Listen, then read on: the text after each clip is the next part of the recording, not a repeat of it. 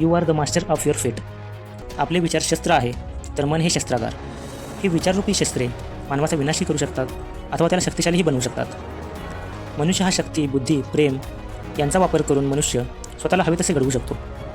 Sick and you shall find. शोध म्हणजे सापडेल. स्वतःमध्ये खोलवर शोध घेतल्यास ज्ञानप्राप्ती होऊ शकते.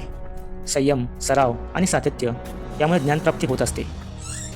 Effects of thoughts on circumstances. विचारांचा परिस्थितीवर होणारा प्रभाव. मानवाचे मन हे बागेप्रमाणे असते. योग्य काळजी घेतल्यास, योग्य बीजे लावल्यास सुंदर बगीचा निर्माण होऊ शकतो. पण जर दुर्लक्ष केले तर अनावश्यक विषारी बीजे रुजतील व त्याच प्रकारची फळे उत्पन्न होतील व बागेचे रूपांतर जंगलामध्ये होईल.